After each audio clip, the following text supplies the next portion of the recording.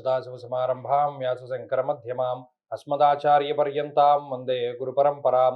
జ్యోతిష్ శాస్త్రాన్ని భావితరాల వారికి ప్రసాదించిన ఋషుల యొక్క పాదపద్మాలకి నమస్కారం చేసుకుంటూ, అలాగే నాకు ఈ జ్యోతిష విద్యను నేర్పిన గురువర్యులు జ్యోతిష బ్రహ్మ కీర్తిశేషులు శ్రీ ఈరంకి సూర్యనారాయణమూర్తి గారు, సూర్య శ్రీ దైవజ్ఞ గారి యొక్క పాదపద్మాలకి నమస్కారం చేసుకుంటూ, ఓం శ్రీ మహాగణాధిపతి నమః, శ్రీ గురుభ్యో నమః, హరి ఓం.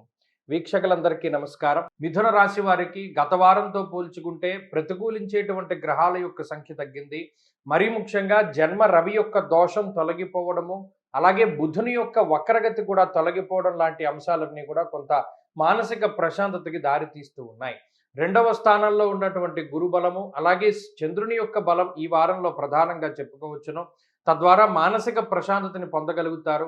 అంతేకాకుండా చాలా కాలంగా అనుభవిస్తూ ఉన్నటువంటి శారీరక శ్రమ ఏదైతే ఉన్నదో అది తగ్గుముఖం పడుతుంది. మరీ ముఖ్యంగా శరీరం అలసిపోతూ ఉండడము, కాలాన్ని అతిక్రమించి భోజనం చేస్తూ ఉండడము, నిద్రా సౌఖ్యం లేకపోవడము, లేదా కుటుంబపరమైనటువంటి సౌఖ్యం లేకపోవడము, ఇటువంటివన్నీ కూడా తగ్గుముఖం పడుతూ ఉంటాయి.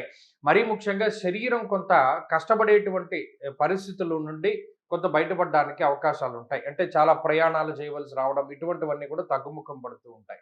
అలాగే ఈ వారంలో ప్రత్యేకించి ఆర్థికపరమైనటువంటి విషయాలు కొంత పాజిటివ్గా ముందుకు సాగడానికి అవకాశం ఉంటుంది. ఎవరైనా మీకు డబ్బు అప్పు ఇస్తానన్నా, లేదా మీకు ఇవ్వవలసినటువంటి ధనం ఉన్నా, లేదా మీకు కావాలి ధనం ఎక్కువ ఎక్కడి నుండో మనం లోన్ తీసుకోవాలి, లేదా ఏదైనా కొనాలి అంటే మీ దగ్గర ధనం కావాలి అనేటువంటి పరిస్థితుల్లో కూడా సకాలంలో మీ చేతికి డబ్బు వచ్చేటువంటి పరిస్థితులన్నీ కూడా కనబడుతూ ఉన్నాయి. కాబట్టి గత వారంతో పోల్చుకుంటే మానసిక ప్రశాంతత ఉంటుంది.